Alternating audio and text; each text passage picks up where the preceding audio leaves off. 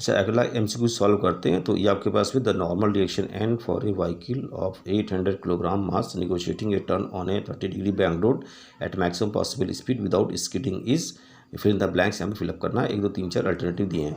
अच्छा, आपको स्किडिंग और स्लिपिंग के बारे में बहुत अच्छी तरह से पता होना चाहिए। स्किडिंग और स्लिपिंग के बारे में बहुत अच्छी तरह से पता होना चाहिए। अच्छा, आगे क्या कह रहा है वो, आगे इस पर्टिकुलर क्वेश्चन में देखो फ्रिक्शनल रेजिस्टेंस नहीं दिया है, तो इसका मतलब है जो व्हीकल है वो व्हीकल फ्रिक्शनल रेजिस्टेंस का एडवांटेज नहीं लेगी।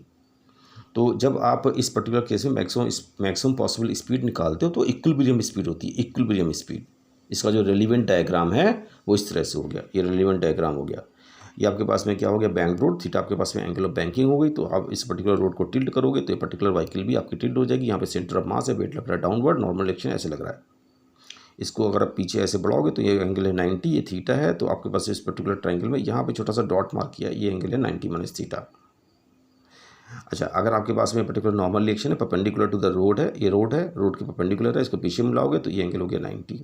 ये 90 माइनस थीटा तुमने बोला छोटा सा, तो यहाँ पे 90 माइनस थीटा डॉट से दिखाया है छोटा सा। ये एंगल आपके पास में 90, तो ये एंगल आपके पास में हो गया थीटा। इस पर्टिकुलर ट्राइंगल में ये 90 माइनस थीटा, ये 90, तो ये हो गया थीटा।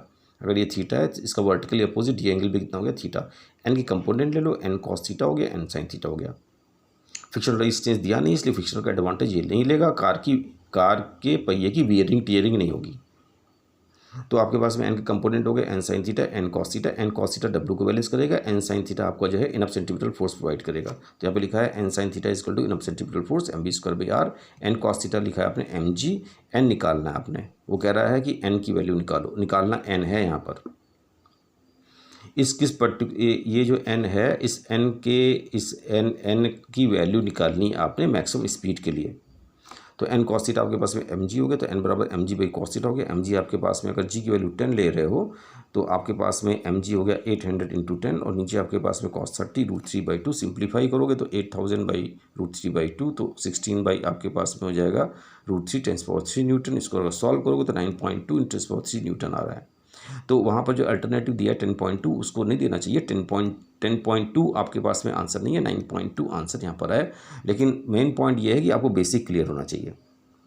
अच्छा, ये आपके पास में इक्विलिब्रियम स्पीड होगी। इसमें कार के जो व्हील है इसकी वियरिंग टीयरिंग नहीं होगी। और अगर आपने जो है क्या किया, अब अपनी जो स्पीड है मैं इस पर्टिकुलर केस में जो मैक्सिमम स्पीड है, जहाँ पे फ्रिक्शनल रेजिस्टेंस का इस्तेमाल नहीं करोगे, अगर आपने स्पीड जो है इस समय जो स्पीड अवेलेबल है उससे बढ़ाई, तो आपका जो ये पर्टिकुलर जो पहिया है, गाड़ी का पहिया, वो पहिया इस पर्टिकुलर सड़क पे रगड़ेगा बाहर की तरफ, क्योंकि आपने स्पीड जो है इक्विलिब्रियम स्पीड से बढ़ा दी है। तो आप पे ग्रिप छूट जाएगा, ये पहिया जो है बाहर की तरफ जाएगा। तो फ्रिक्शनल रेजिस्टेंस तब लगेगा अंदर की तरफ, तब कोएफिशिएंट ऑफ फ्रिक्शन देना चाहिए, तब आपके पास में मैक्सिमम परमिसिबल स्पीड, तब आपके पास में क्या हो जाएगी, बढ़ जाएगी।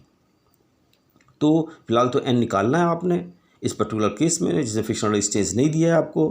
तो म्यू बराबर आपके पास में 0 है, तो उसको हम कंसीडर ही नहीं कर रहे हैं। तो एन की वैल्यू आपके पास में फिलहाल ये आ गई। ये सोल्यूशन हो गया। अगले एमसीक्यू का